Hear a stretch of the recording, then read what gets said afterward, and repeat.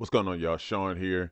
I wanted to talk a little bit about how to get motivated to exercise, just because I know a lot of you are dealing with this stuff. I always see stuff in like some of the fitness Facebook groups, and I just kind of want to share something from my own life. So this past Friday was leg day, one of my leg days, and typically, leg day for me will comprise of doing some sort of track work. Then I do 400 lunges, and then I may do some hill sprints. And then later on in the day, I'll get on my bike. In this, I keep it in a harder gear, and I do sprints uphill on my bike, in the harder gear. Tough, but my legs definitely get a good workout from that. So anyhow, this past Friday, I was doing my track work, which this time my track work was intervals. So I'm not going max speed. I'm going about 75%, maybe 80%. I'll say 70, 75%. Um, do like a 400 all around the track. Then I'll walk 100 meters. Then I do another 400, walk 100 meters, another 400, walk 100 meters. Very good for fitness, by the way. It'll get you fit a lot faster than if you just do steady state, like running for a long time. That's my experience. And I was like, man, this stuff hurts. It hurts. It hurts. And many times during that I was kind of feeling like, okay, this is gonna be it. This is gonna be it. And I did later on in the workout, which is what I typically do. Once my heart rate gets really high, then what I typically do is allow myself 100 more meters of rest. So like I'll instead of walking 100 meters, I'll walk 200 meters instead. But I just kind of keep it going there. Run, hard for 400 and then walk 200. So I would do that, but I was like, this stuff hurts. This stuff hurts. And it made me think about something I saw somebody post on Facebook where they're saying like, why would anybody run or run run for no reason? They're not running away from anything. Like, so why am I going to do that? And so it was kind of funny, but it made me think that a lot of people out there really are struggling to find motivation to exercise because it's like, what's the point? So let me kind of like share some things with you to hopefully help motivate you to exercise and also to kind of get you into the mindset of people who you see who you feel like are at some different level than you. Like for some reason, they have some sort of special ability to kind of like push and then they get the health and the body that they really want. And then you're not getting that maybe because they are a special kind of person. So they're not a special kind of person. They're not, but they've kind of learned to kind of push through a couple of different things. So, first of all, understand this: exercise is what I like to refer to as formal movement. And when I say formal movement, what I mean is it's obviously not movement that is necessary for a day to day life, meaning you moving to like perform life tasks. You know what I mean? Like going to brush your teeth or going to work and this and that. You don't have to exercise to do that kind of stuff per se. Okay? So exercise is kind of like above and beyond movement. Cause yeah, let's face it. Do you have to does does exercise save you from acute danger like a tiger or something like that running after you, a bear running after you? No, it's not.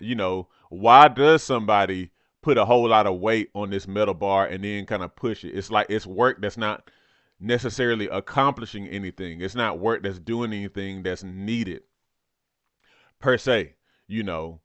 So yeah, you kind of running around sprinting and you're not running from anything. You're pushing weight that you don't have to push. You're doing these different kind of stretching movements and breathing this way and that way and taken in isolation, it could seem kind of weird. But the whole purpose of exercise is to stress your body above and beyond what's normal because of the fact that your body is going to adapt. Adaptation is one of the things that really fascinates me in life. It's amazing how God made our bodies. Where if you will stress yourself, it's called hormetic stress, hormesis.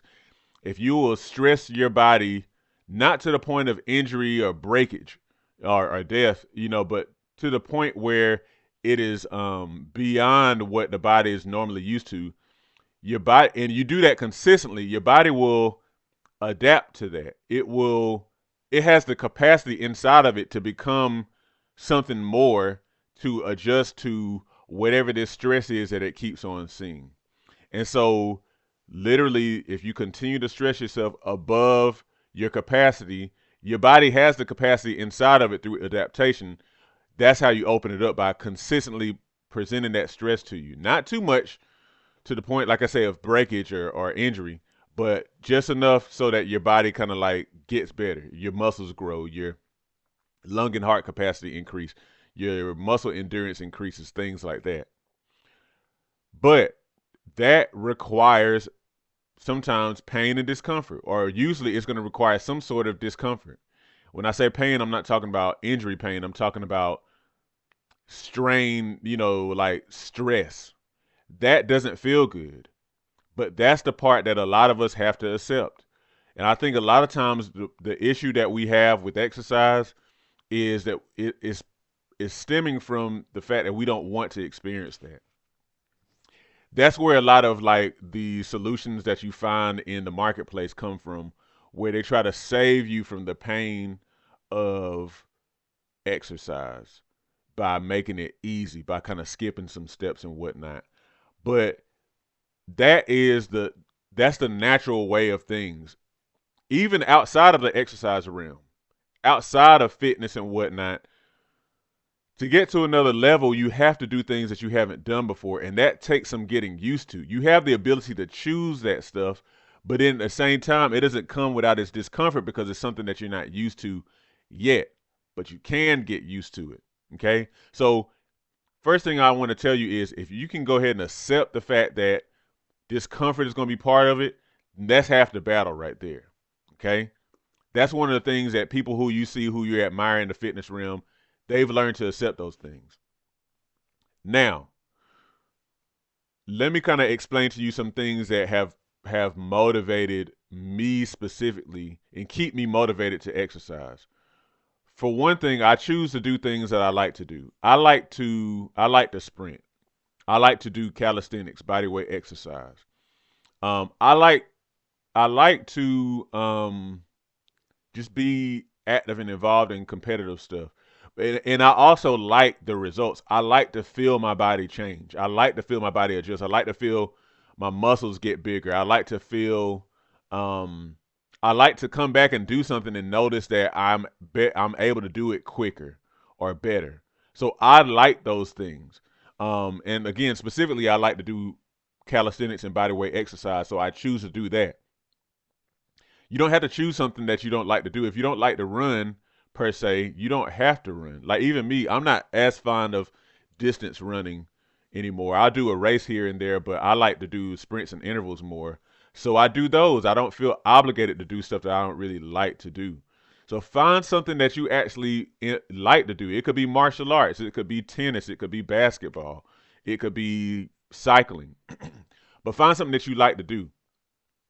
Another thing is, it might help you to find a good workout partner. I don't typically work out with people. I'm not close to it at all. I When I do it, I like to do it, but I have a lot of self motivation, and so 99.9% of the time I'm working out by myself. Um, and I don't really require spotting, like with somebody helping me with weights because I do calisthenics. But I will say, when I do work out with people, then I end up kind of getting a probably even better workout than I do on my own, because you're naturally gonna like be more pushed when you have somebody with you. Now, some people who especially are more extroverted are gonna get even more benefit working out with a workout partner. Now, it can't just be anybody. To the least, it has to be somebody who also is on their journey. But perhaps it should be somebody who's a little further ahead than you. That probably would be the even better situation, because they're going to kind of pull you along and they know some things that you don't know yet.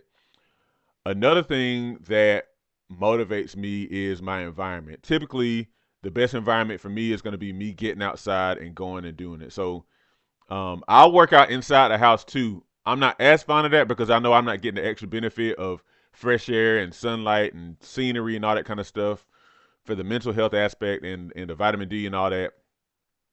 But I will work out inside. But the most motivational environment for me is going to be outside. Like if I go in the neighborhood or I go, um, to a park or something like that. Gyms are definitely motivational environments for me as well. I'm not currently investing in a gym membership, but for a lot of people, that's going to be really motivational to you. Um, so do it. If you're gonna, use it, commit to it and get a gym membership or get a membership to like a group class or something like that. Get in the environment so that you can be around the stuff that's going to actually encourage you to be consistent enough to see results. And then another thing that's very motivational to me now, this is probably a little bit controversial, but I mean, I think it's being real. Like, consider the negative aspects of you not being active. And there are many. If you look at the top causes of mortality in the United States of America, most of them are associated in some way, some strong way, to being inactive. There are other factors too, of course, like nutrition and whatnot. But inactivity is strongly associated with a lot of the top causes of death, whether it be type 2 diabetes or heart disease, high blood pressure, various cancers, even autoimmunity. A lot of these have some association with a lack of movement. So, like, consider the fact that you are at great risk, especially in a society like ours, of developing these kind of things when you are not active. Okay.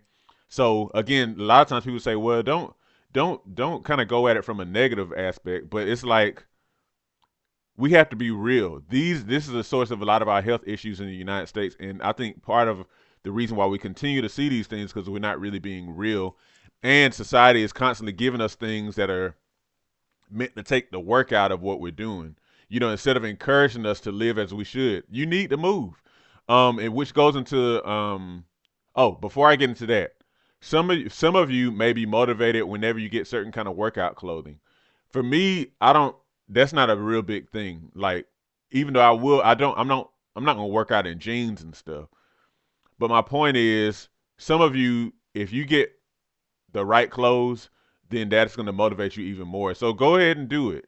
Just make sure that you actually get out there and also don't let that be an excuse for you not to work out if you don't have the perfect clothes. Final thing I want to say, as I motivate you to exercise, to work out, and all that kind of good stuff, I also want you to understand this.